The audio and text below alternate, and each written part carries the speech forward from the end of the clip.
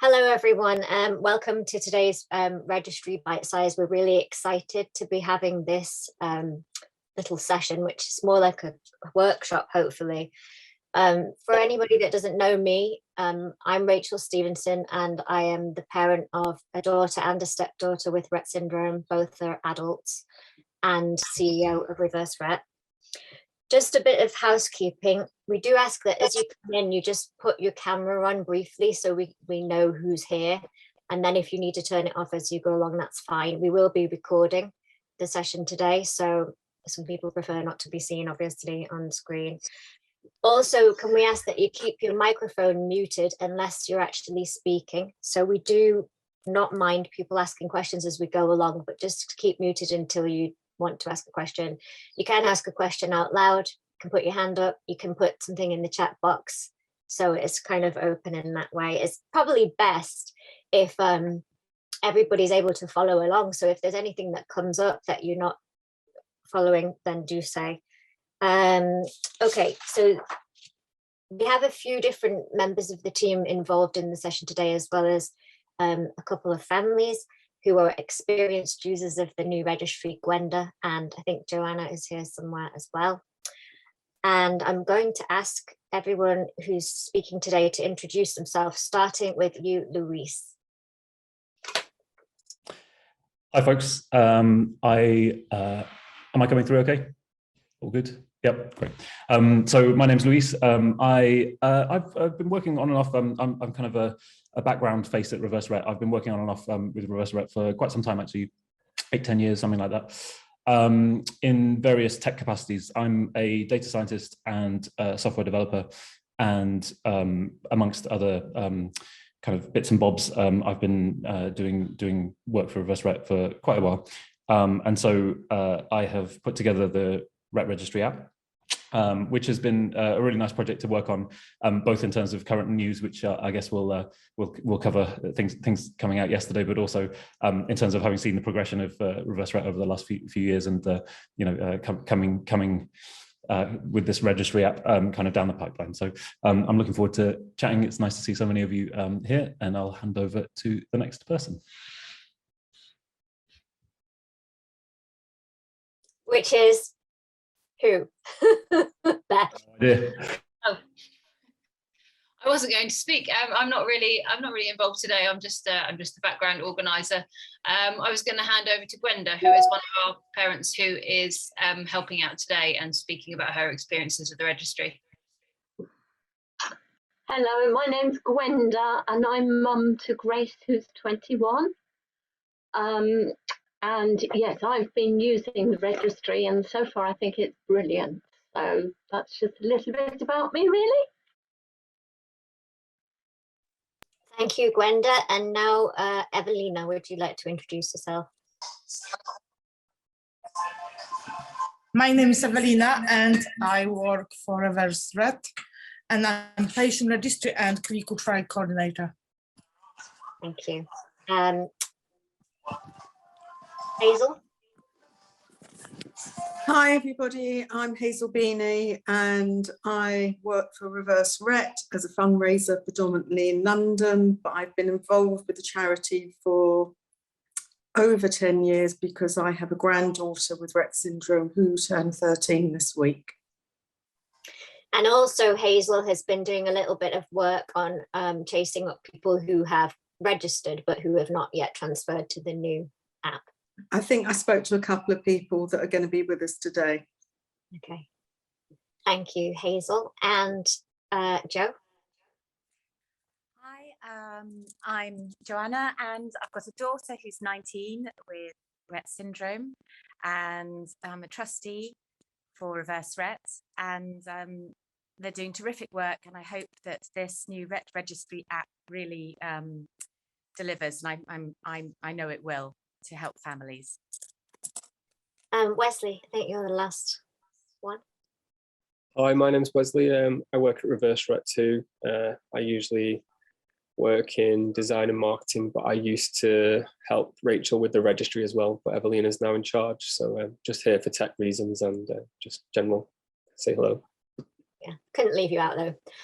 So I think one of the things that would be helpful at this point is just to establish what the needs are of the group of people that are here, at least the people that are here live. And so can we take a quick poll of, and you could just raise your hand, who is already actually registered on the new app? Yeah, okay. And who is not registered at all? Okay. And so are there people also who are in between? Who's the in between people who haven't yet transferred over to the new? I can't see anybody that, okay, yeah, Louise. Can't hear you, but I can see you. Okay, great. So I think just in terms of introducing the app, there's quite a lot that we could say about the registry app, the new app, and why we need a registry at all. But I think that the most important thing to emphasize is that the registry and the fact that we have a registry is one of the main key reasons that we've had clinical trials for Rett syndrome in the UK. So it's really one of the first things that the pharmaceutical companies look for when they're looking at where to hold clinical trials.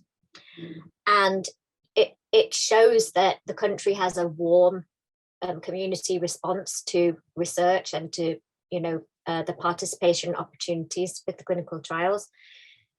As we're moving forward into a time where treatments for Rett syndrome will need to be assessed by the NICE and the Scottish Medicines Consortium, it's also going to be really important that we have the data that are gathered from the registry to share with those regulators about the burden of illness, as they call it. I know a lot of people don't like that term, but just to be able to demonstrate to them the effect that Rett syndrome has on the patient's life, on the family's life, and so on, and the potential benefits of any treatments. Now, there are a lot of other ways that the registry helps us in terms of things like our ability to help recruit people for clinical trials and then coordinate the logistics for people participating. And that also adds to the kind of attractiveness of the UK as a base for clinical trials. But what we're going to be learning about today, I think, is a lot about how the registry app can help you as a family member or carer looking after someone with Rett syndrome. But I just wanted to make sure that people understand from the background of why it's important to us as an organisation. It really has been a huge asset to us as a community in the UK. And I think what we've done with Louise, redeveloping the registry from basically being a spreadsheet to an app that does things that's actually helpful, is to really recognise the registry as the key asset that it is, and its importance in our work as we move forward into this kind of quite an exciting time where we will see more treatments emerging. And so with that, I am now going to hand over to Louise so that he can provide an overview of the app itself and what it can do. And Louise, off you go. Okay. Yeah, it's as I said at the very beginning, it's very nice to see so many faces. We've been working on the app for quite some time, and doing our best to build something which is really useful for parents, contacts, carers. And so it's really nice to kind of reach this point quite a few months down the line now, where we've got people on it, and we can kind of start to show off the features and hopefully kind of pass on some feedback as to how to use them and all that kind of thing. So just a couple of things. If there are any questions, I'll kind of rely on the eagle eyes of Beth and others to kind of like flag them up to me if that's possible, because I'm going to share my screen and show you the app on here. So I'll be a little bit distracted.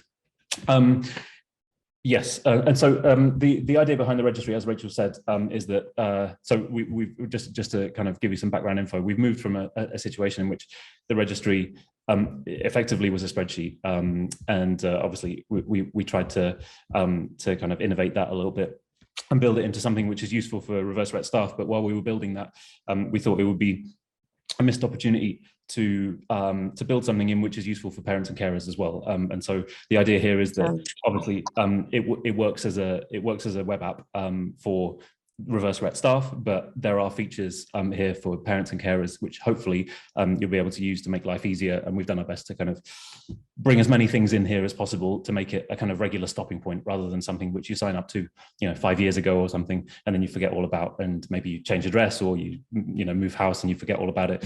And then, we can kind of make sure that there's something to help you in kind of day-to-day life. So I'm just going to share my screen now and show you around. Give me 2 seconds. Can you see my screen? Oh, I've got some background noise there. Someone's playing an audiobook or something. Okay, so as you can see, a couple of things just for the purposes of demonstrations. Obviously, you'll have seen that the reverse Rett registry's URL is rettregistry.uk. For the purposes of examples today, obviously I'm not going to be showing you live, real patient data live on the app. So I've got this test version running. So if you are looking for the app, don't put in rettregistryuk.test, put in rettregistry.uk. That's the kind of link to follow. But for the purposes of this, all the information that you're going to be seeing on the screen, it's all kind of fake generated stuff. So it might be nonsense data to you, but it's just to kind of give you a basic idea of like what's there behind the scenes. If you do want any kind of quick rundown, the home page of the app does have some information here about it, and just some top lines. So obviously it's not just a registry.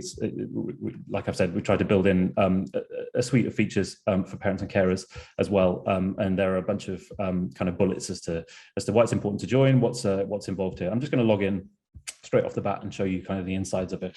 So as you can see, the first thing that I want to talk about is that security is kind of built into the core. And as you saw, like I had to log in, use a password, and there is two-factor authentication, which we'll talk about a little bit in a minute as well. But security is kind of at the heart of it.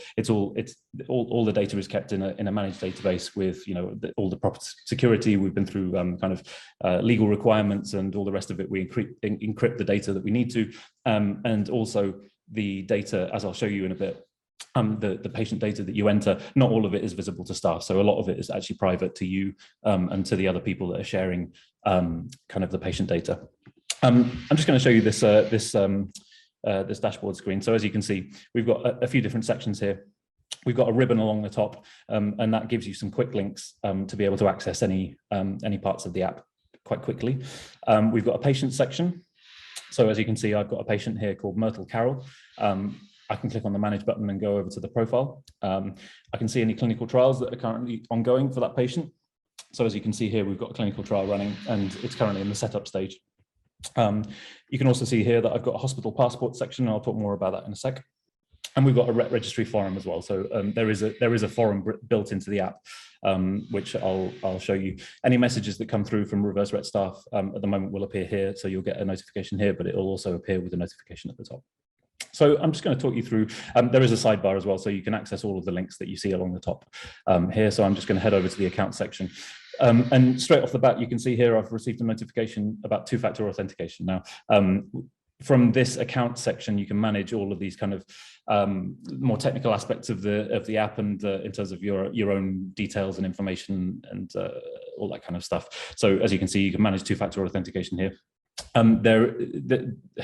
I think the process of two-factor authentication it wasn't particularly well explained before, and I've just added this new graphic, so you can see here it's kind of simply explained. You have to download an authenticator to your phone, and I'll talk more about it in a second. But just to give you a kind of top level, you can change your profile information, update your address and your password. You can update your preferences in terms of how we contact you, and you can do things, technical things to do with data protection and all that kind of stuff. So you can see you can make a subject access request.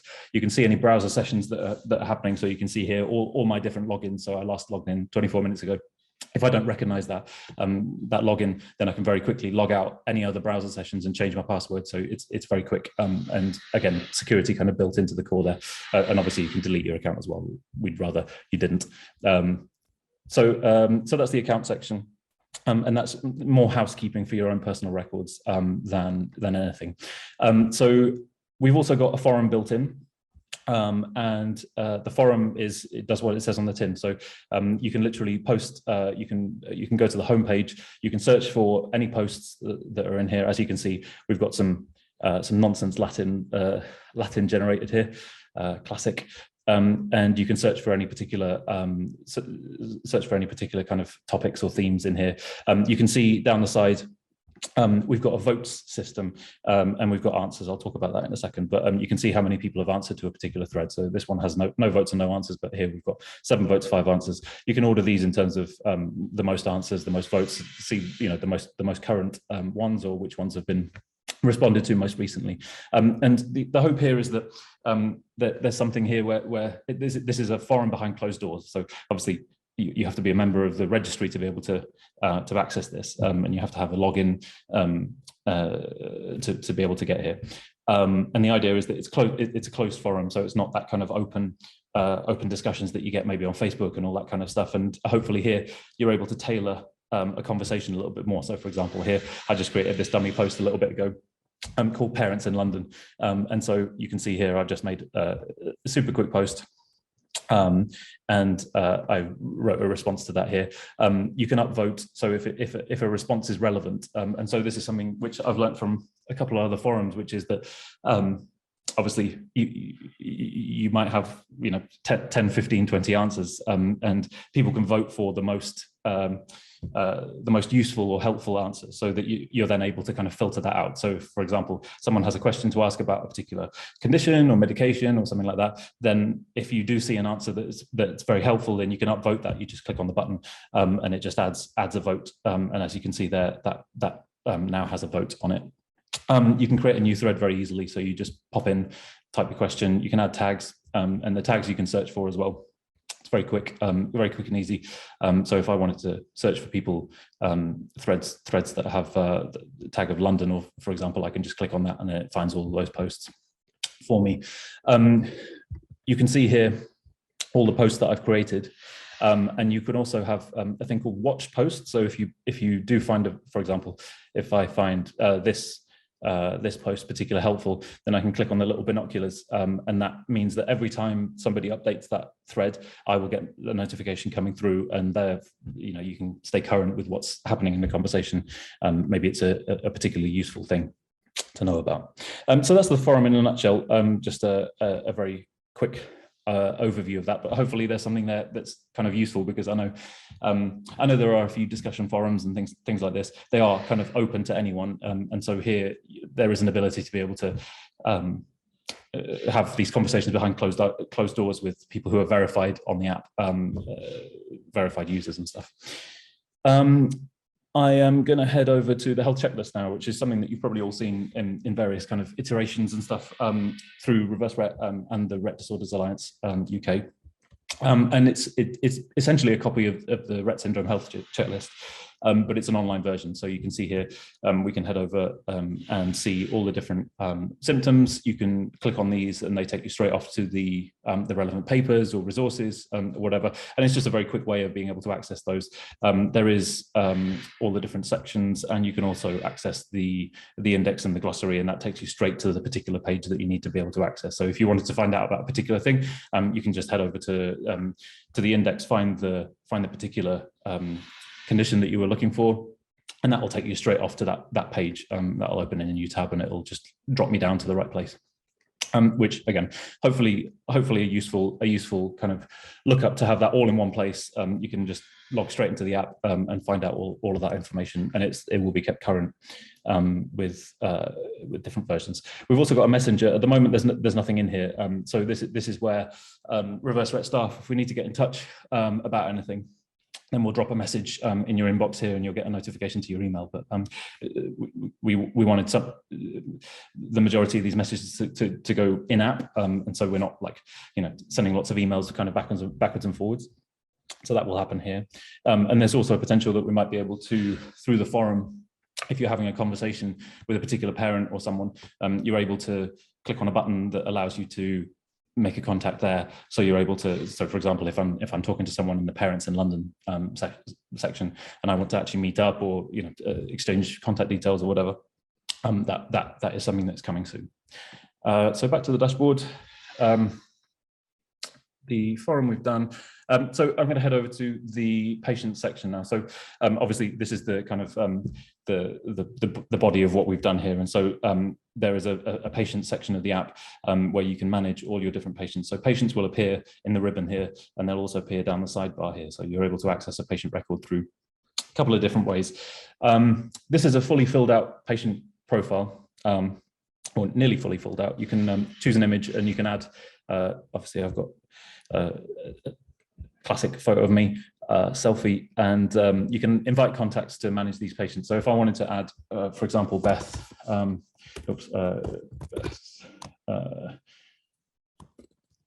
what's your email, Beth? Is it Beth? Oops. That would be Beth at reverse. Oh, Beth. Yeah. So if I wanted to add Beth, then I just choose reverse Rett staff, and I can invite her to view, to access this profile. It won't show anything to me, but you can see here it says that she's been added to that profile, and in that way I can, you know, if I have a carer that's you know that looks after the patient, or if I have, you know, a number, and if you have two parents, or, you know, whatever the situation is, you can add multiple people into this profile, and they can keep the profile current as you kind of, you know, for example, if a carer is looking after someone and they take them to a hospital appointment or a new school or something like this, then this information can be kept current by multiple people. It will be fed in to this profile, and everyone can see the full profile, that everyone that's been invited to see this. So I'll just show you some kind of top level bits here. As you can see, we've got the kind of basic contact details. So we've got first name, last name, preferred name, things like school, NHS number, date of birth, which again, I don't know if anyone else has a faff with this, but certainly for myself, like every time I have to look up my NHS number, it's a bit of a pain. I never know where to find it. So hopefully this is something that I could probably use it myself, and some other kind of demographic bits and bobs in your relationship to the patient as well. So you can kind of keep those current. There are also additional bits, and these I want to kind of talk about with relation to the patient passport. And the patient passport is something which is downloadable to your phone, or you can view it, and it's a summary of everything that's on the patient profile. So the idea here is that if you're out and about, or you know, for whatever reason you need to fill out some contact details, or you're filling out a new form, or you're changing school, you're able to very quickly access all of this stuff, and you're either able to download it as a PDF or an Excel spreadsheet, or you're able to just look up things very quickly. You can pass them over to healthcare professionals and all that kind of stuff. So the idea here is that we've got, as you can see, some dummy text, but things to do with the patient's communication, any causes of distress, and these can be customized. So it's just a text box. You can fill that in with whatever information is relevant, likes and dislikes. And again, imagining that the idea being here that, you know, if you're handing this over to a clinician or someone like that, then it's good that they know, you know, some additional information about the patient. There's also a photo there, obviously, stuff like that. You can add genetic tests in. All of these sections from here on in. You just click on the button, and you can just tap on whatever bits are relevant, and you can just chuck that in, and that'll throw that into the patient passport. So as you can see, this test, MACP2 test, and you can see the specific mutation was added. If you have any other options or whatever, you can update it, or you can remove it. So that's a section for your kind of genetic tests. Then we have a section for professionals.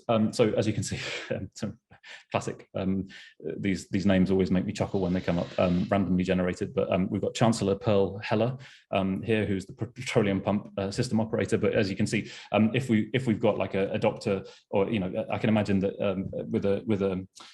the number of professionals, carers, doctors, hospital appointments, you know, dentists, schools, everything else, like the number of contacts that you get, you know, to keep those current in a, you know, some people have filing systems and all this kind of stuff. Here you can just you just chuck it in, you add a professional, and you can look up their address, their contact number, all the rest of it. They're all here. If, you know, for example, if you need to pass that over to a partner or to a carer, if they need to get in touch with anyone, then it's all there, very quickly accessible. So that's the professional section. We also have the conditions section. So the conditions, you can add kind of custom, your own kind of written conditions. If you are, so I'll just add one in here. So if I just start typing, there is an autocomplete which is linked up to the health checklist. So if, for example, I'm adding this, this note here, I can check that in. And then this silent aspiration condition has been added to the health checklist, but as it's a new diagnosis, you can see here it's got a little information sign. So I can click on the read more, and it will take me to that particular part of the health checklist, so I can find out more about it. If there are any papers, then you can find out super quickly. You know, it links you straight into it, which again, it's just for convenience. But I can imagine that if you, for example, if you have a doctor's appointment and something, or some health diagnosis comes through, then you want to find out more about it, or you want to make sure that these things are noted down for other professionals or whatever, and they can find out about it very quickly, then that's there for your convenience. And obviously you can add custom notes in there as well. So it's not just that you have to adhere to whatever list of conditions we've got, and you can add your own. So palpitations obviously hasn't got the little eye symbol. It's not in the health checklist, but it's something that you can just add kind of by yourself. The next section we've got is for medication. And so this is just a very simple top line. So the name of the medication, purpose, dose, time, etc., all that kind of stuff. But again, useful when you're passing this over to healthcare professionals or whoever. Any surgeries that have been carried out. So anything that's been done, that can be added in with some notes. We've got a section for equipment as well, just in case you need to keep that current. Maybe it's a particular provider that you need to repeat order or something along those lines. That can be done very quickly. And hospital admissions as well, so that you can keep current any appointments that have been made, or if you've gone on a particular date to the hospital that needs to be referred to in the future or whatever. They've all got a kind of reason and notes section as well. So as you can see here, quite a lot of information, and it's not something that is compulsory. Just to make this clear, when you come into the registry, and I'll show you in a little bit, probably Beth will probably go through the kind of registration process and what you're faced with as you register as a kind of new user. But these things aren't compulsory to fill out. You don't have to actually go through any of this. You can leave them all completely blank. The only section that is compulsory, obviously, when you create a patient, is the basic patient information. But hopefully these are things which, you know, if you can imagine, obviously there's a bit of investment up front, which is that obviously you have to spend a bit of time transferring stuff over and kind of digitizing, you know, maybe things that you have in notes or whatever. Once you've done that, you can access that all very quickly within the app, and it's very quick to update. So you don't have to keep paper records or, you know, be looking for various bits and bobs. It's all, you know, exactly where to find it, and you can update or remove or whatever it is. I'm just going to talk about very quickly the patient passport. Louise, can I just jump in a second? Yeah, A couple of questions relating to the things you've just talked about. So I think sure. So I think you just touched on this. Can you add documents such as scans of letters from professionals? So can you upload documents after, you know, discharge summaries, letters from professionals, prescriptions, even things like that as a record? So at this point, the functionality is not there in the app. You can technically you can do that. We just need to build that in. So at the moment, it's just adding the core records. Later on, and I'm not entirely sure how long that'll be, but fairly soon down the pipeline. So this is another point, which is the app is we're developing it and adding things to it and adding features to it all the time. So this is something that's like in current development as well. So you'll be able to see new features popping up here and there. So in terms of file uploads and, you know, being able to upload like a document or something like that, you can't do that yet. There's nowhere for you to do it, but you will be able to soon. So that is something that's coming soon. Okay, perfect. Another question, which I know that we've discussed a lot in our talks, obviously, about security and everything. What if I don't want my partner to see information about our daughter? So how does it work when you've got two parents, one child? So at the moment, I guess with a few of these kind of questions, I think it's best to talk about what the functionality is of the app, and then because obviously everyone's situation is different, and everyone will have a different situation that they want to, you know, that needs managing or whatever. In terms of the app, when you invite a contact, they can see the full record here. And so for example, if I had a daughter who was on here, I would sign up, and then I would contact Reverse Rett staff to say, or I would create the patient record, and they would be able to check. I'll show you very quickly what goes through in a bit to the kind of Reverse Rett staff, just so you're able to see kind of the kind of basic overview there. But the idea being that I'll be able to sign up and add myself to that record. Now, obviously, if there's a dispute between parents or there's a carer that shouldn't be there or whatever, then that needs to be brought up probably with reverse Rett staff and kind of discussed there. So in terms of the functionality, the app is set up to have multiple people being able to access a record, and they're either on invite or when somebody signs up and says, this is my daughter or son or whoever, then they're able to be added to that record. And then anything further to that, probably discuss with Evelina. So on a very practical level, so let's say I set up an account from scratch for my daughter, and I deliberately do not invite another contact because I don't want my partner to be able to see that account, right? Don't want him to see any information. But then he comes along and he sets up an account in his name, and because he enters the same name and date of birth of the patient, that then does that automatically mean that he then has access to the account that I've set up, or does that? Yeah, so this is where the app hands over to the staff, basically. So right. Essentially, when that happens, the app will flag to staff that there is a duplicate record there. So it won't be created as the same record, and they won't be automatically added to it. Like the partner will be able to come along, create a new record, and then that will flag to staff and say, oh, we've got two records that look similar. What do we do about that? And I think that's basically where that hands over to the staff, and they get in touch and say, oh, we've got two records here. Do we merge?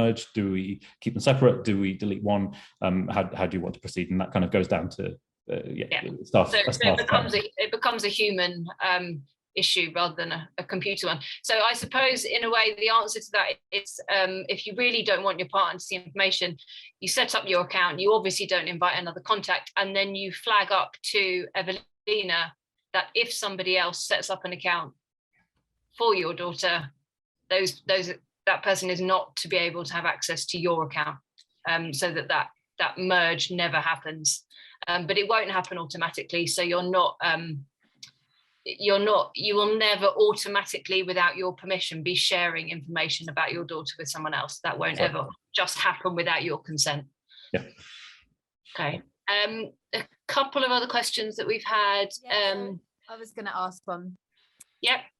Perfect, Joe. So Louis, it's all looking really good. I am renowned for my inability with all things digital and online. So I think it might be good for people like me if you could take us through from scratch how you actually sign up and register on this app. And that being said, also because I am just so ridiculously bad at these things, what confused me, and this is going to sort of really show my failings, but being called the Rett Registry app. Now, I know it's an application from the website or the web page, but I immediately thought, oh, I'd guess a little logo on my phone, because I do everything from my phone.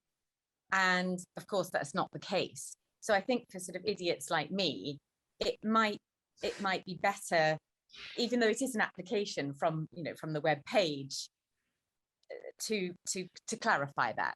For so sure. If you could take us, it would be great if you could take us through from scratch how Joe Blogs would go ahead and register. Could you do that? Yeah, let's do that. Yeah, for sure. In fact, I'm going to tail around very slightly because there's just one more section that I just want to very quickly show you. Okay. So and then I'll get out of here and create a new account so that you can see that whole process. But just relating to the one question, which is the second part of your question, which is about web apps and about kind of being able to download it to your phone, all that kind of thing. So yeah, this is one of those cases where the word app is used in a few different cases. So obviously you have Android apps, you have iOS apps, you have web apps, you have all kinds of different applications. This is a web app, and it's been made in such a way. It's called a PWA, a progressive web app, and the idea is that there are some parts of it which are downloadable. And so if I just nip over, so you might have seen on your way into the app on the actual browser itself.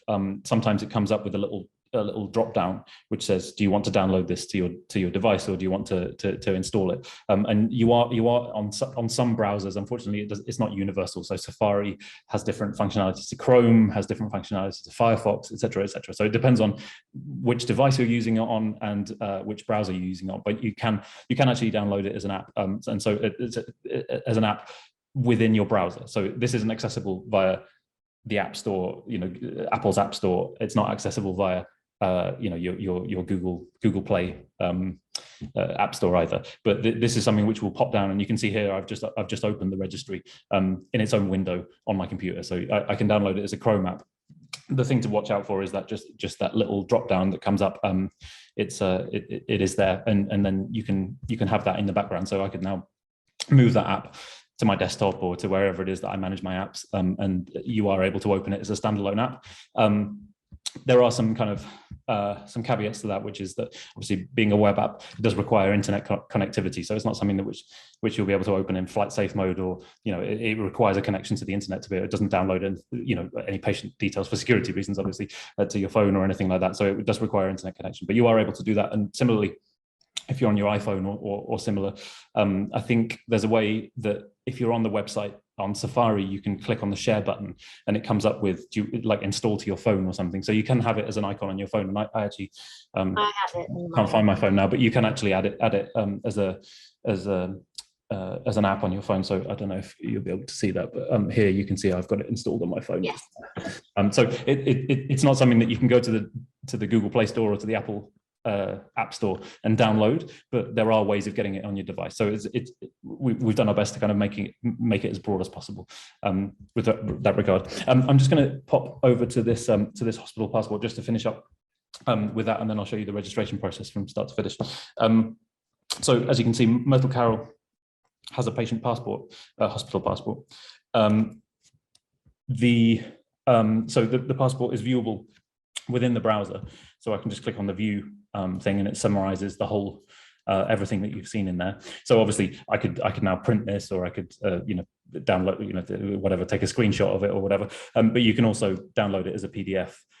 So if you're in hospital and you need to send it to a clinician or whatever it is, obviously then the data is in your hands as a it's now not secure on the internet, behind HTTPS and all the protections that are there. So it is on your device, but you are able to download that. So you can download it as a PDF, and it asks you for your password as a kind of security protection, just to make sure.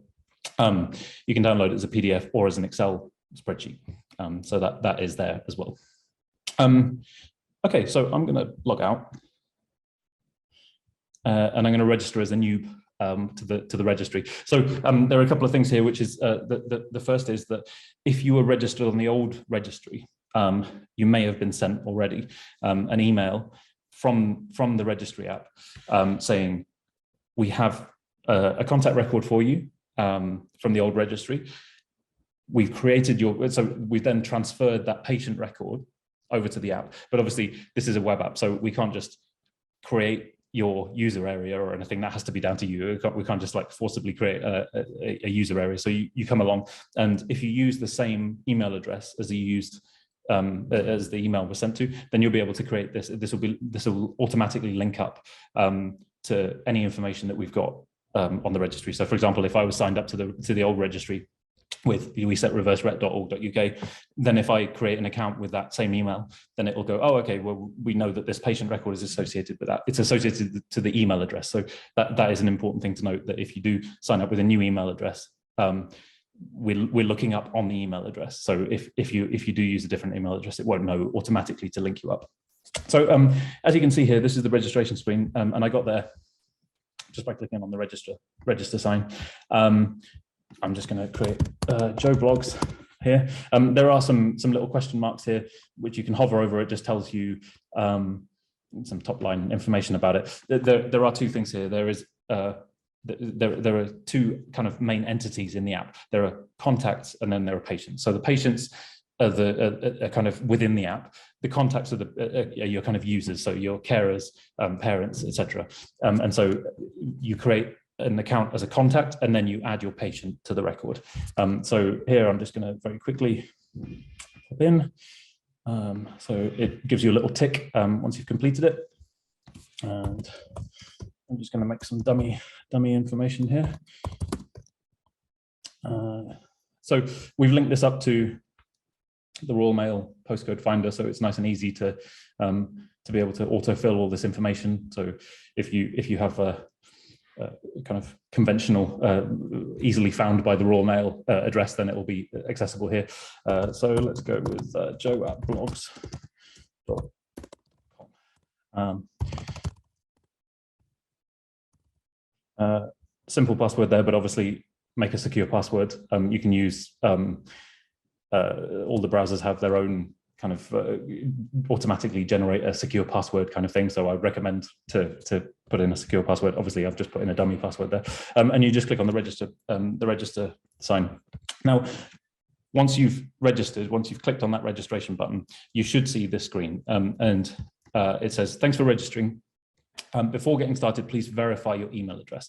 So this is one of the security protections that we've got in place. We don't want any random bot to be able to come along. You know, if I wrote some code and I had some kind of malicious intentions in mind, and I just like spam the reverse registry and with a load of fake email addresses, and it creates hundreds of records. We want to like protect this whole thing and make sure that we've got every protection in place to make sure that everyone who's coming into the app is legitimately there for, you know, to use it as a registry. And so, as you know, from Amazon or from any of the kind of main big kind of web services, it's quite common to do a verification on the email address. So I've got a little bar in the way here, so I can't actually see it at the moment. Let me just shift that across. So I've got a little fake mailbox here. As you can see, like all of these are the kind of notifications that are coming from the app. But this is come from the app just now, and you can see joe@blogs.com. That's the kind of email address that I've made. So this will be the registration verification email address email that you'll get.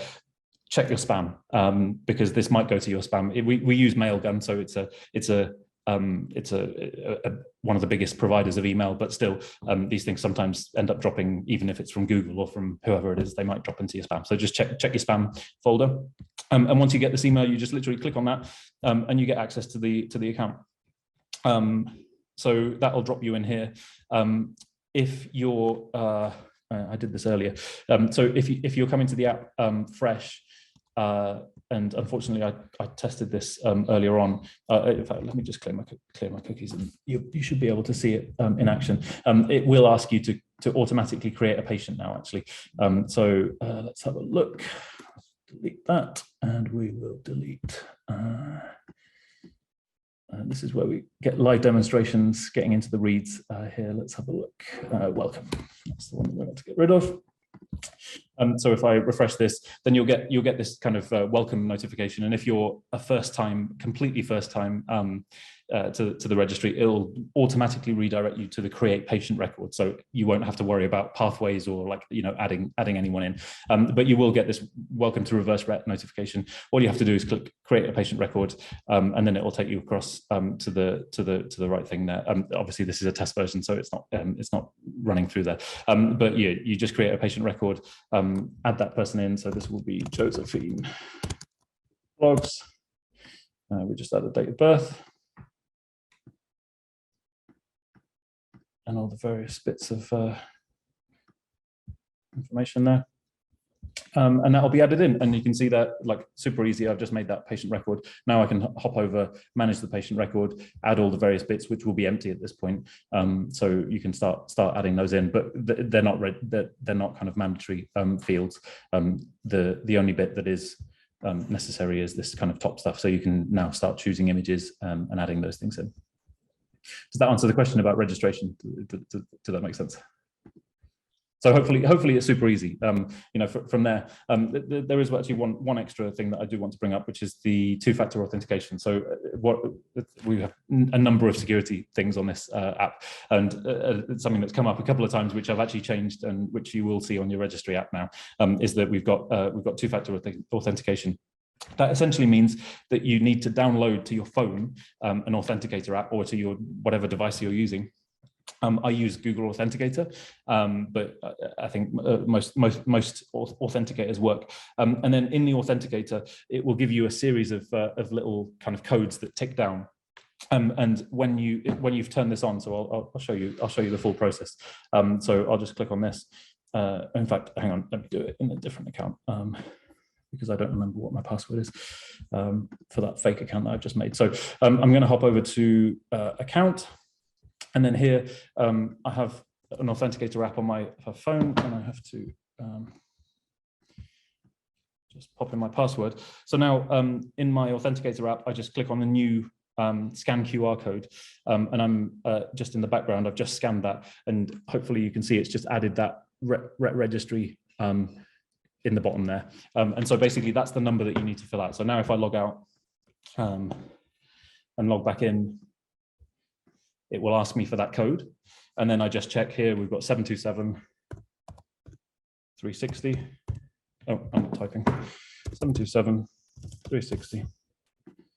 And it just logs me in. And so it just adds that extra layer of protection into your, because then you have to have it on your phone. It can't just be some random logging into your account with your password details. It's not compulsory to use that. So if you don't want it, you don't have to switch it on. It's just a kind of recommended extra there. If you do have it on and you want to switch it off, you just click on the disable button, add your password, and then it's gone.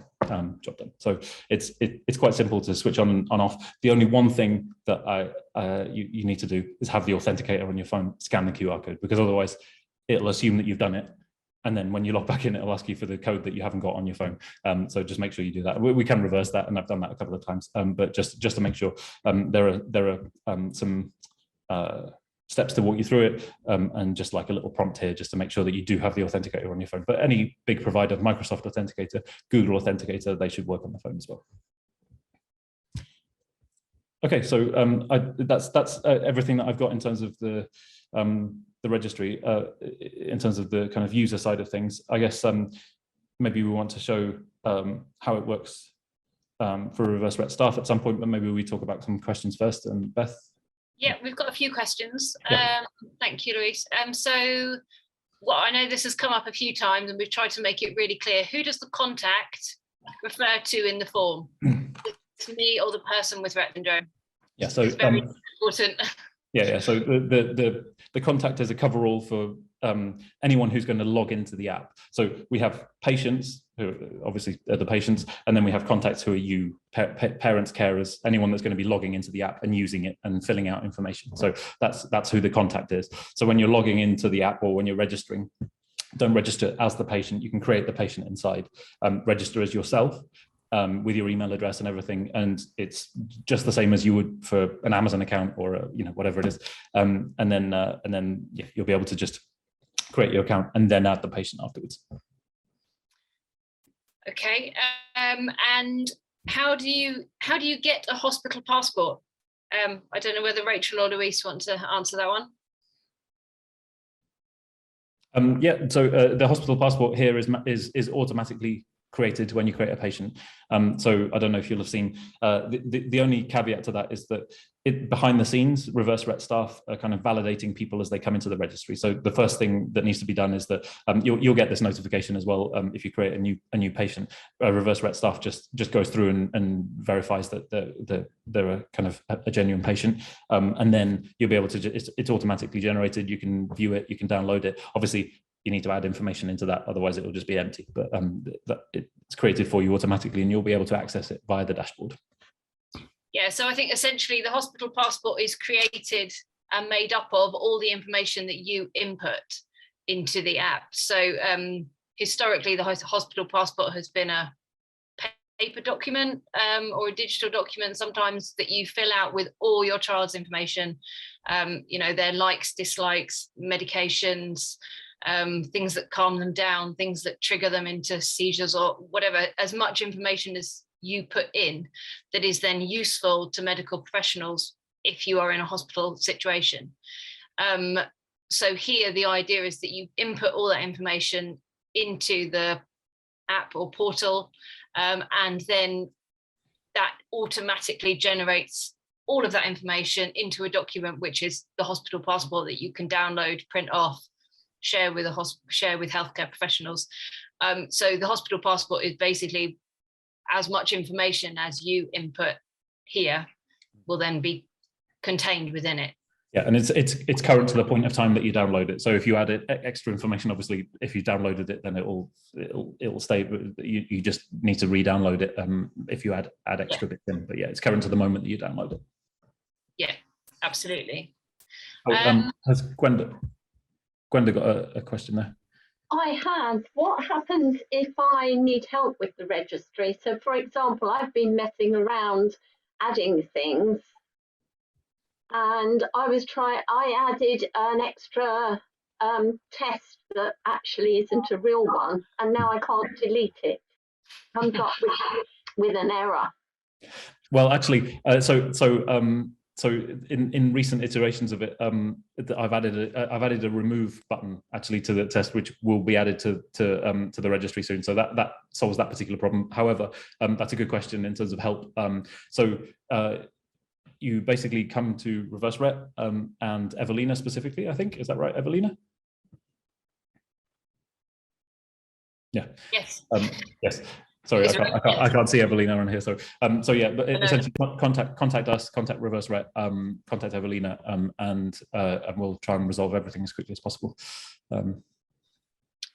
Yeah, I think just effectively come to anybody, and we'll make sure that you're passed on to whoever it is. But Evelina manages the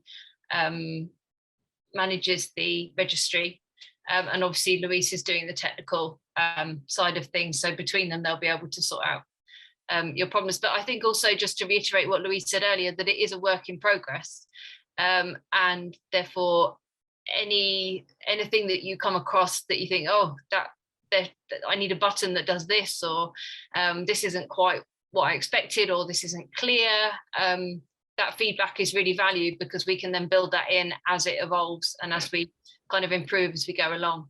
Yeah, absolutely. I think something that's been very valuable. We've had a couple of stages kind of leading up to this point, which is like beta testing and things like that. But everyone's feedback is super useful, and obviously, as you use it, you might see little pop-ups coming up saying, "Do you want to leave any feedback or anything like that?" Please do. Anything that you think would facilitate your use of it, or if you think that something doesn't work like it should do or whatever, I'm happy to take those on board. And yeah, we're work in progress makes it sound as if it's like a building site or so. We're trying to release like stable versions of it and kind of like pushing out versions that work, but we are adding to it all the time. And so anything, for example, like Gwenda's query just now, removing this is something that we talked about the other day actually, and since then I've kind of like gone into the development version here, and I'm adding various bits that people have kind of been sending over to me as feedback. So please do send that over. And as you use the app, you'll figure out ways of doing things, or things that you want kind of done a little bit better maybe. Yeah, do send them in. They do literally shape how we make it, and obviously we wanted to make it as useful ultimately and as helpful for you as possible. I think this question relates to something you mentioned earlier, Louise, about adding in the ability to upload documents. But a question, if you already have a hospital passport as a PDF document, can you upload it to the app? Yeah, so at the moment, no document uploads are you're not able to do that on the app at the moment. So that's any with any document, that's not possible. However, we will add that, but I would recommend to over time, you don't have to do, there's no, we're not kind of twisting anyone's arm or anything like that, but I think you'll get the most out of it if you can transfer over time or in one big go, or however, if you transfer all that information over to the app, and then you'll be able to download stuff, you'll be able to, because I don't think we're doing this in stages, and there are things around being able to download certain documents and stuff like that I just we want to make sure that it's done in the safest way possible. So if you upload something, you probably won't be able to download it immediately within the next few months and stuff like that. So I would recommend switching it across to use the versions that we've made for that are kind of built into the app. But watch this space on document upload. Okay, I've got one more question, I think, before we maybe have a little hand over to Gwenda and Joe, but two questions around the forum. One is, what kind of questions can be put in there? I think the answer to which is pretty much anything. But Louise, you might want to elaborate. And also, why is the, there are lots of forums out there. There are lots of Facebook family forums for Rett syndrome parents. Why is the registry forum different? And why would I be asking a question there that I could ask on a Facebook forum? Rachel might want to speak to this as well, I think. Just really quickly, in terms of the functional aspects of it. So the main difference is that it's closed. It's a closed forum, so it's closed to parents, carers, contacts of people living with Rett syndrome. So all of your questions will be kept within that forum. They're not publicly accessible or anything like that. And the people who are answering them are verified users of the registry. So it's just a level of privacy, but also a level of kind of security around that. In terms of posting, you can post whatever you want. Obviously, I'd recommend keeping it respectful and all that kind of jazz. But yeah, you can pretty much create a post with anything. You can respond to anything. You can also flag comments. So if you do see anything that's for example, oh, this hasn't got any comments, but if I hop over to a thread that has 5 answers and I see this one and I say, oh crumbs, that's not very not very nice thing to say or whatever, I can just click on the flag button and that just raises it up to a moderator at Reverse Rett. So that just kind of says, oh, just check that out, and then a moderator can come on and check that that's whether or not that should be allowed to be on the forum. But yeah, essentially you can post anything, you can talk about anything. It's an open forum, but it's behind closed doors. So it's an open forum to people who are. I suppose the only thing I would add to that is that, as Louise was stressing about, when we do the verifications of other users who might want to be connected to a child or a person that's already registered, we are verifying everybody that comes through, that they definitely have a family member with Rett syndrome and that they are who they say they are. And I think the only issue with the Facebook forums, which I obviously use and feel they're really helpful, but you don't necessarily know for sure not who everybody is, but that everybody is who they say they are. So it just depends what the nature of the questions that you're asking and who you were looking for a response from. But it's definitely a forum where we hope people will feel open to ask the things that they want to ask, and seeking answers from other parents and families as well, not just from ourselves or different members of the Rett UK team who are also on the registry. It's your forum, so it's for people to use as they see fit. And the only other thing I wanted to add in as well was, and I was thinking about this when the question was asked about the hospital passport for, I think it was Carol, who's already filled it out manually and now has to upload it into the app. We can't see the hospital passport. That's your personal information. It's stored there and you can download it back or send it to whoever you like, but we can't go into that and kind of look at your information. That's correct, isn't it, Louise? Yeah, that's correct. And just as you talk, I'm going to very quickly find Myrtle's record. The only thing that I was going to throw in there as well was, because it's obviously a right pain in the neck to upload it. It wouldn't take any of us very long to, I'm sure Evelina would do it for anybody that felt that it would help them to have it transcribed, but it'd be down to you to whether or not you wanted to share your personal information and have someone else reading that and entering it in, if that's possible. Yeah. Just to jump in on the tail end of that, which is that you can see here, obviously this is the patient record, and you can see a lot of extra communication details and tests and professionals and conditions. In terms of a staff point of view, what we can see in the background, so obviously we can search for patients, and we're able to we need to do that. Its core element is to manage clinical trials. But as you can see here, we've got the patient details, all the top level stuff, we've got the test, and then that's it really. We've just got the contacts that are associated to that patient, any notes that we make about clinical trials, and then any clinical trials that are ongoing. So here I can pop in and manage this clinical trial. I can see any notes and expenses and all this kind of thing. But from the perspective of privacy, all of this stuff that you're entering, it's completely private to you. So it's you don't have to worry that what you're entering will filter its way into kind of will be publicly accessible to staff. It's all private, apart from the essential stuff that we need for managing clinical trials. Yeah, I mean, I guess this feeds into the question that's also come up: who can see my information, and what does Reverse Rett do with my information? I think you've kind of covered that. Is there anything, but that's kind of who can see it, but also what do we actually do with that information? Where does it go? And maybe that then leads into, we keep talking about this is essential for clinical trials and for recruitment of clinical trials. How and why, and how does my daughter's information being here make a clinical trial accessible to me? And does that automatically happen? Or maybe we can speak a bit to the clinical trial side of things, I think. So I'll just give you a whistle-stop backstage tour of what's happening behind the scenes at Reverse Rett, which is that we have this admin panel. So obviously, again, this is all fake data, so it's not real people. As you can see, we have new users to validate, we have new patients to validate. So this is all the full validation process, any duplicates. But we also have current clinical trials, and the idea here is that so we can manage patients, and you've just seen what we can see in terms of a patient record. So it's just the top level information. Same for contact. So anything that you can see on your account profile, so name, address, the kind of core bits, and any patients that are associated to your record. But we also have pharmaceuticals and clinical trials, and so I can pop over to all the clinical trials that are ongoing here. And what was it? It was this one, wasn't it? And so you can see here we've got a clinical trial, we've got details about it, and then we've got people that are participating on it. And this is essentially the core tool, which is what we're kind of using in the background, which is being able to use the registry and the patients that are on it, the current data. So it's important that it's up to date, and that you keep your kind of contact details up to date and everything. But this is essentially what the core of the app is. So we can't see a lot of data.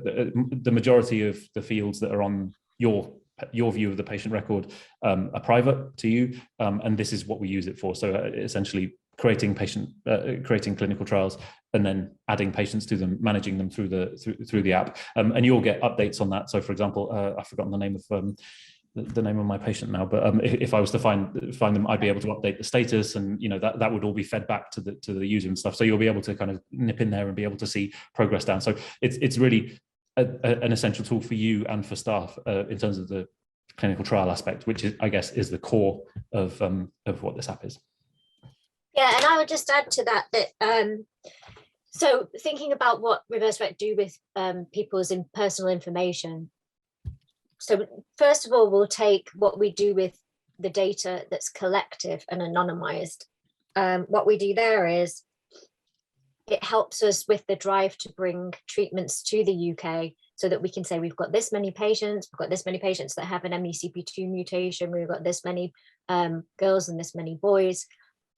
That people are here, and they've also, when you are signing up to a registry, you're also saying, I'm giving you permission to contact me if a clinical trial or research opportunity comes up. So when industry are looking for patients for clinical trials, they're not allowed to chase patients down, okay, because they have to have such and such level of ethics approval to be able to do that, and they don't have it. So, but we have it, because when somebody signs up for the registry, it gives us this implicit consent for us to contact you. And then also that collective data is used for us to demonstrate the need for the treatments when it comes to trying to get these treatments passed through NICE and the Scottish Medicines Consortium and so on. You would think that you don't need a lot of information or a lot of people to give evidence to prove that you need treatments for a condition like Rett syndrome, because it just, for us, I think as families, we think, oh, it's bad enough, and it, the symptoms are bad enough, and it's quite obvious that you need treatments, but it isn't obvious to those payers, regulators, and they also need it to be bad enough, but the treatments are strong enough that they make a significant difference enough. And so it's for us to be able to demonstrate, not just with kind of family stories, but although that's important, but also with information about, well, okay, in what way is it bad enough, or in what way could treatments make a big difference? And then, so that's the sort of anonymized collective information. And as time goes by, so we might add some more features into that patient screen that you looked at, where it just asks about the MECP2 mutation and so on. Things like potentially, is the person, like binary answers, like has the person got a feeding tube, have they had scoliosis surgery, things like that, so that we've got a bit more of a measure of those things. And then thinking about the individual data that's about your particular child. So the only time that really gets drilled down into is, as Louise was saying, with the clinical trial recruitment, or if you've got an issue that you contact us about, you know, say you want to be referred to the center or something, then we will go into your notes and say, okay, this person's never been referred before, now we're going to refer them. And then any correspondence as well, because we have to have a way of making sure that other people in the team are, you know, who are relevant, are notified of not notified of what's going on, but that if they look you up, they could, you know, if you've asked them a question and then they want to find out what's been going on for you, if you've been helped by somebody else, where they're up to with everything. And so to give you an example how it works with clinical trial recruitment, I think it's helpful, because the screens that Louise has been showing you are very much fictional and not real clinical trials, obviously, and not real patients, because we can't have that up here because it's your, you know, people's patient confidentiality. But say we've got a clinical trial coming up and it's for patients who are aged 10 to 15. What we can do is we can put in the search in the back end of the registry to call up all the patients who have the relevant birthdays, and then sometimes a little bit either side of that, just because of this way your clinical trials are so often delayed and different things. And then we've got a little group of people that we can then look at and go down the list. Okay, but we also need, so this is the patients in that age group, but we also need only people with a mutation. Not saying that's every time, but sometimes it is. Or actually we need boys. So, you know, all of these different things allow us to filter the people that we need. And it's really a very efficient way of being able to do that, because in previous situations where we've been recruiting for clinical trials, we've not had this kind of effective management tool. It's been much more difficult, and also, you know, just allows us to be much more methodical and careful with your information. So the summary answer is, really, we only really have the details that we really need to do that job of recruitment, and then the rest of it is just anonymized information. So can I just pick up on some questions and also things that we've chatted about in the development? So relating to clinical trials, how and when is someone contacted about a clinical trial if their child is eligible according to the data that they've registered with? Well, as soon as we have kind of rumblings for a while that, you know, a clinical trial is going to start, and we tend to come to the registry first to recruit people. So before we put any kind of big post out on social media saying we're looking for people for a trial, we usually go to that drilled down group, as drilled down as we can get them, and then email all those people. And we do it where we email everybody at the same time, and we just ask for a yes or a no if you're interested in being involved. And that doesn't mean that you're saying, yes, I definitely want to do it and I'm signing my life away today. It just means you're expressing interest. And then we have that's our next level of filtered down. So we've actually got a way on this registry as marking people as having expressed interest in a particular trial. And then what we do is we just basically go down as needed. So most clinical trials, certainly the ones that we've had in the UK so far for Rett syndrome, have been staggered entry.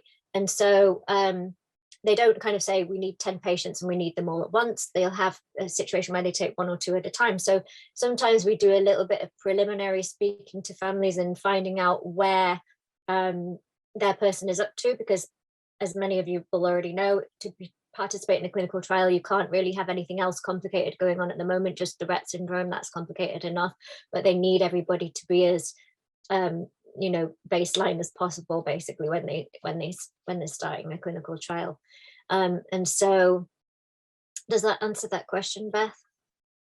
Yeah, I think so. And I guess the converse question, which really relates to why be on the registry in the first place, is if I'm not on the registry, can my daughter get on a clinical trial? Yes, they can still get on a clinical trial, but nobody will affirmatively seek you out for it.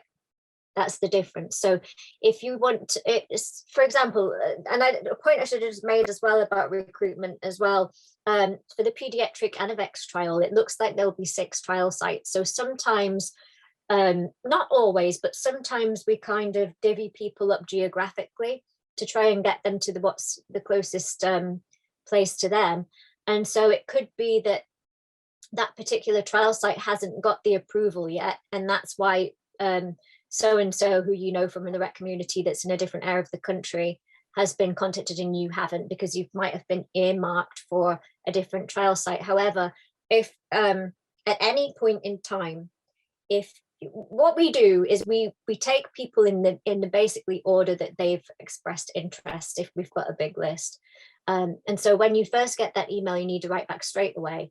And then, but if at any point you feel like you're not sure where you're up to in the process, the best thing is just to send us a message or email, messages through the app, any way you want to get in touch, because that just makes us, you know, just because we've got this great new app doesn't mean there's not sometimes occasionally a human error, and or it just doesn't hurt to imprint. We all know this. I don't know why I'm telling anybody who has a child with Rett syndrome this, but it doesn't hurt to kind of go, hold on, here's, you know, just making sure you know about us.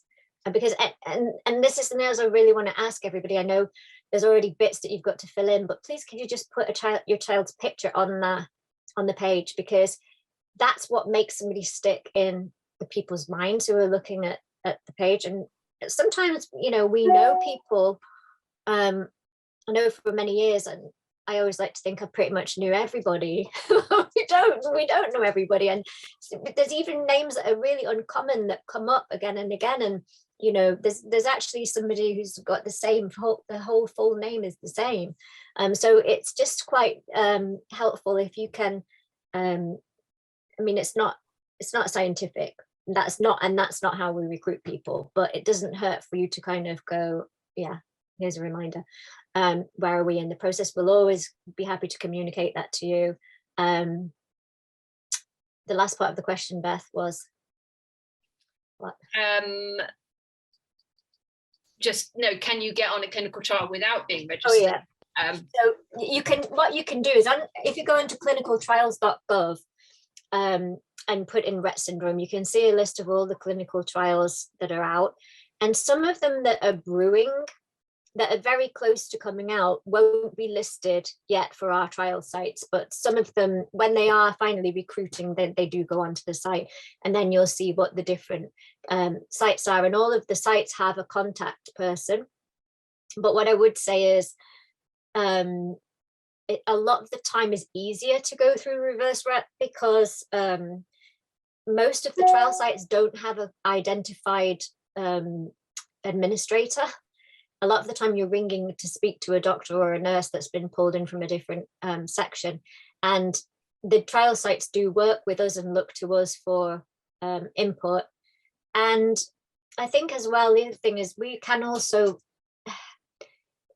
assist a little bit in the whole process of going through screening, you know, just to give you a heads up and what to expect. And it's a bit less bureaucratic, but certainly people can just volunteer by going directly to any of the trial sites.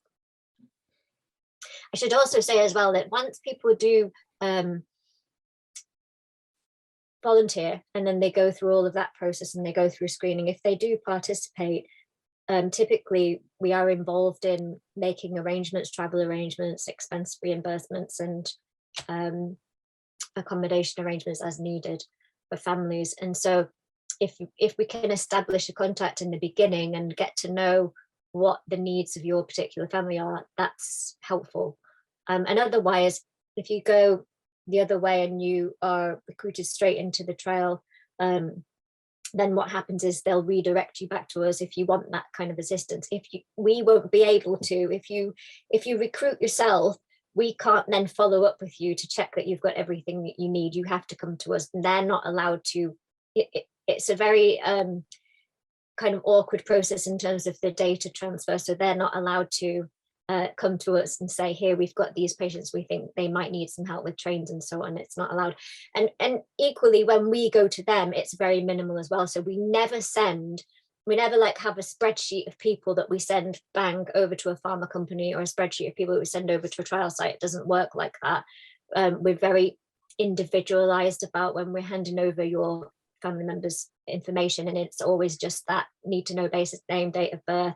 Sometimes we'll be asked for the weight after a screening, but not very often. And yeah, that's kind of it. Okay, I'm conscious of time, but we did know that I think we did schedule an hour and a half for today's bite size because we knew it was a big topic to cover. I would like to just go over to Gwenda and Joe briefly, who I think are at different stages of maybe using the portal, and have used it at different times at different levels. But they have joined us today back just from a parent's perspective of really using it. And I guess really just to speak briefly about how you've used it, how you're finding it, and that doesn't need to be only positive. You're allowed to say things that need tweaking, and also why you're on it. You know, what do you see as the benefits? Why have you joined your daughter? Let's go to Gwenda. So I mainly joined because I would like Grace to always be considered for drug trials and any treatments that come up, really. And without the registry, obviously she wouldn't be given that opportunity. And also there's always a knock-on with Grace taking part in anything. It always helps the wider Rett community as well, which is important for us, really. We like to do our bit if we can, really. And I would like to say that for me, when Grace was diagnosed when she was 5, they categorically told me there would never ever be a cure for Rett syndrome, and there would never ever be any treatments for Rett. And now she's 21. It's a very different picture. You know, there's so much coming up now, really. So that, yeah, so that's the why, really, for us. That's our main reason why, I would say. But I think that it's a great reference tool. The health checklist is brilliant. I think especially when you've got a younger child, perhaps, and you've experienced less of what Rett can throw at you. I'm not saying it isn't useful for us now, it is, but there's that as well. And the hospital passport as well. To have that really in one place and be able to download it and share it, I think is brilliant.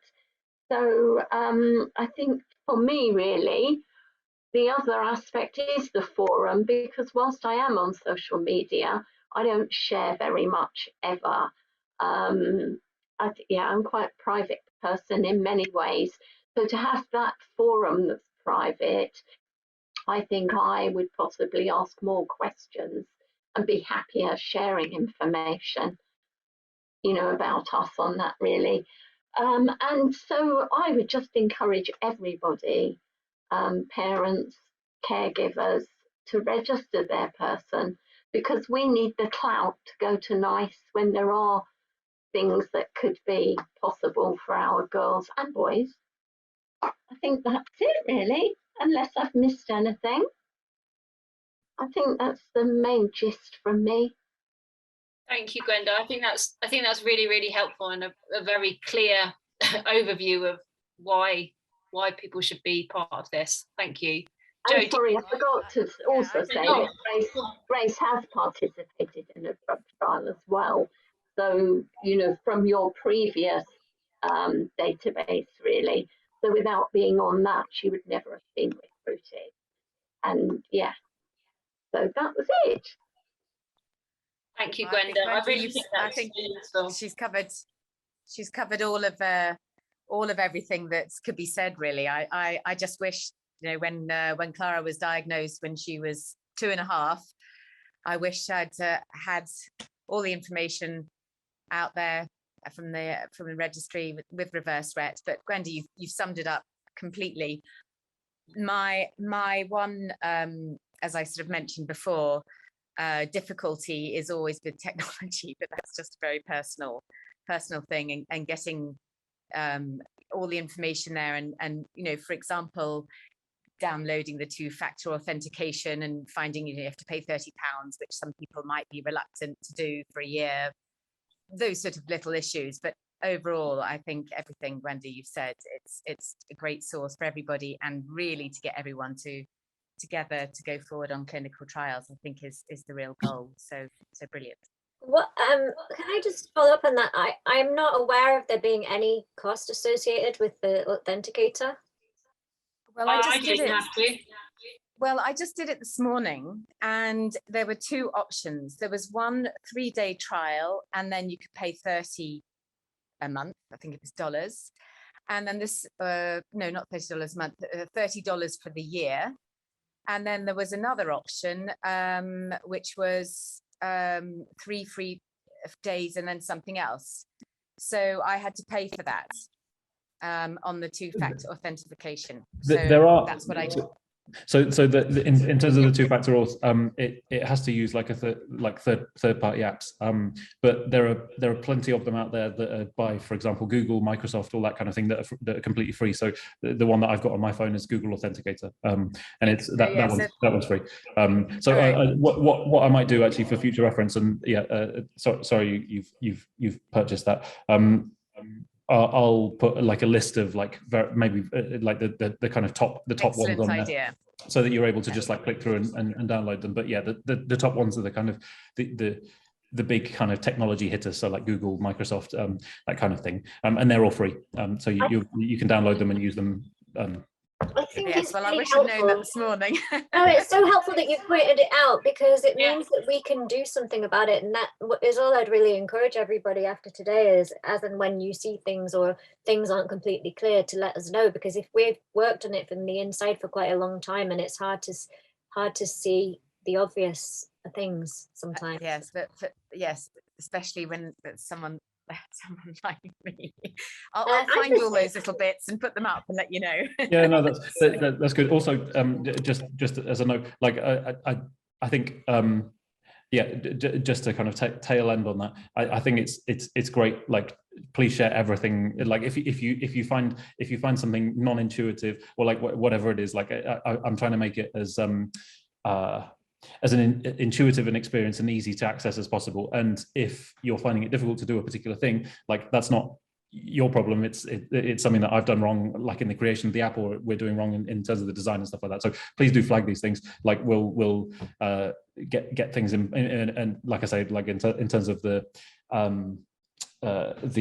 test removal and all that kind of stuff. As soon as these things are flagged up, then I can nip in and you know make these changes and for the Google Authenticator. But please, like no question is silly. Like just chuck them all over if you do find it. If you do find any part of the app in terms of its design or layout, or you know whatever it is, it's not clear, just chuck over an email. And just also on that, there at the moment, let me share my screen one more time. There is sorry, I'm just reorganizing my. I've got a screen rig of like 3 screens here. Can you see that? Yeah. So in terms of future roadmap and stuff, and just to make it as easy to use as possible, you'll see in this bottom left-hand corner we've got a little question mark, a little pink question mark, and a lot of the screens have that. If you click on that, it opens a little pop-up and it just tells you a little bit about the screen. But in coming weeks, we're going to be making some help videos. So and we're going to make one for each of the kind of main pages. So there'll be one for for the patient record, for your account page, for for all the kind of key parts of it. So you'll be able to just click on that, it'll pop up, and you can just play the video. So watch out for that in the next few weeks. If you do need any pointers or anything like that, bottom left of the screen, little question mark, just tap on that, and failing that, just drop us a line, and we can help out with anything. I'm just Am thinking, I right that, am I right, there's going to be some of this today on YouTube for me to tell people to go to watch what we've talked about today? the whole session will be recorded and on YouTube. It may not be ready today, but it will certainly be ready in the next couple of days. Okay. Yeah. And you just go into YouTube for that? You'll get the registered, we'll get the link. And so you'll receive that. You can forward it to anyone else. It's not private. It's there. But all our bite-sized sessions are on our YouTube channel all the time. So if you just search Reverse Rett YouTube and then go down to the healthcare sessions, you'll see all of them from the past. I was just going to say, Louise, do we have any? Maybe this is something we can add. Is there anything inside the registry which is a little feedback thing, so that rather than emailing us, people could just leave instant kind of little feedback bits? I don't know whether that's or inside the app it could then be sent straight to us. Yeah, there is a contact form. Okay. So that anything that comes through on the contact form, and you just have to go to registry.uk/contact, and we'll get that. And somebody has said in the chat as well that it would be really helpful to have that upload option in the future. And I think that's something that we should really prioritize as best we can. The only thing is, I should say that I'm not very technical either. And so I always think all kinds of magic can happen. And kind of, it's always for Louise to then explain the sort of technical background and why. Indeed, it's not just, because this isn't just kind of a website, it's also got people's very personal information in. So we just have to be extra careful about what we enable and how we're managing that information once it comes in, but it's definitely something we know is a priority for people. Can I just say, there was one other question about the fact that there's a few registries coming out now. And I know we've only got a minute or two, but I've made a slide to try and explain the differences as I am seeing them at the moment. And I have spoken to, let me remind myself how to put this as big for you. I have spoken to both IRSF and RSRT about this. So this is our registry here in the UK. This is the IRSF registry that's coming out from rettsyndrome.org/IRSF, which I've written wrong there. And this is the RSRT registry, the Rett Syndrome Global Registry. So as you can see, they're quite similar, except for the fact of the IRSF registry, the International Rett Syndrome Foundation, also based in the US, the way that they're collecting information is through the US clinics that are on their list as centers of excellence, which only includes US clinics at the moment. And that's kind of adding on to the longitudinal data that's already in existence from the NIH study, which has been going on for a long period of time. So although that does track the condition over time and help researchers make discovery, and also adds to that data set that everybody's going to need to get through the payers, there's not kind of the opportunity for UK families or even people outside the US who don't, or people inside the US who don't go to those centers to contribute to that. With the RSRT one, again, it centralizes the health information. It's remote access like it is with the Rett Registry UK, and it tracks condition over time, and it helps researchers with discoveries and adds to the overall data set. However, with ours, we've got this added component of it, our sort of collective information in the UK is able to demonstrate that, you know, we have the receptivity in this country, which wasn't, and I have to stress, wasn't one of the original choices for pharma companies coming to Europe. You know, it's something that we've had to build over a period of years, but it now shows that we've got a warm environment, that we have had successful clinical trials here. Part of having successful clinical trials here is the registries enabled us to recruit and manage patients effectively. And, you know, a lot of the time when companies are going to countries to do trials for rare diseases, they're going to countries where there's not patient groups at all, never mind 2 patient groups that are effectively working with families. And, you know, they're going to countries where there's no registry at all. In fact, often drugs will come forward to go to market and there won't be a registry of patients, so nobody really knows whether patients are there or not. So it then shows as well that we have all of that information together for ready for when we do go to the regulators and payers as well. And so what I would say is, if people are interested in being part of, the only other one that you can be part of is the RSRT one, that's fine and helpful, and certainly it might have capacity to do things that ours doesn't, and vice versa. But there is a benefit to also being in the UK one, especially if you are in UK or Europe. And I hope that you know, people can share that message as well with anybody else that they are in contact with in the UK who has a family member with Rett syndrome or cares for someone with Rett syndrome. Okay, I'm conscious of time, and unless anyone has any more questions, so just throw it open to any. I know that I had a really long list before we started, but I think we've covered them all. I'm just wondering, Julie, if you have any questions in particular, and I really appreciate you coming today and supporting us with trying to get people recruited onto the registry. I don't actually have any questions. I listen and hear lots of things, and I thought it's about time I actually really understood what the registry is. You know, if I'm signposting families to it, I really need to understand what it's about and what it does and what it's for, so that I can explain that. And I think it's really useful. I guess my one question was if families felt it would be beneficial for me to join that forum, or the family support team, or somebody for that. Do they feel that that forum would benefit from having us in there? I don't know. Obviously, we don't want to railroad it, but if you felt it would be good to perhaps answer some of the questions, then we'd be happy to join. Sure. And I know that Becky and Hilary are on, but they obviously have attached to patients, and that's a question that's come up a couple of times. So, I mean, Louise, correct me if I'm wrong, people can join but not have a patient attached to them. Yes? Yeah, that's right. Yeah. Right. So I don't see why not. I think it would be really helpful to have your input. And I don't know if people really ask. So far, it's not been really lively, but I think people are just finding their feet with the whole thing, and maybe in time it will. Yeah.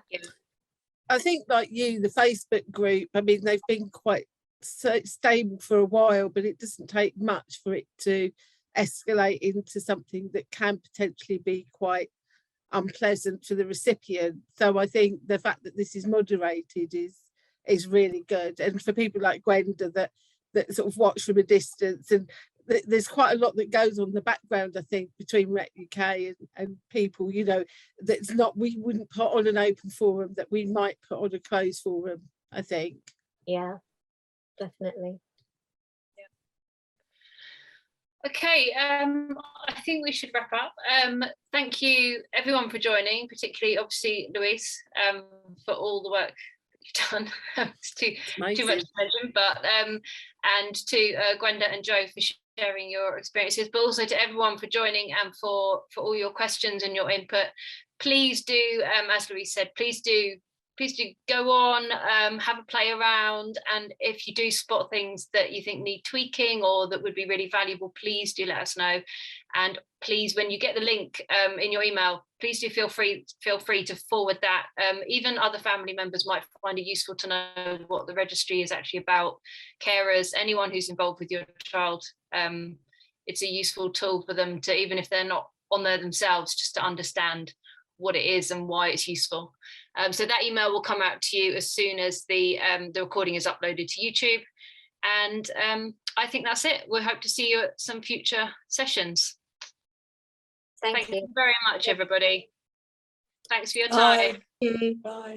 Bye. Thank you. Bye. Bye, everyone.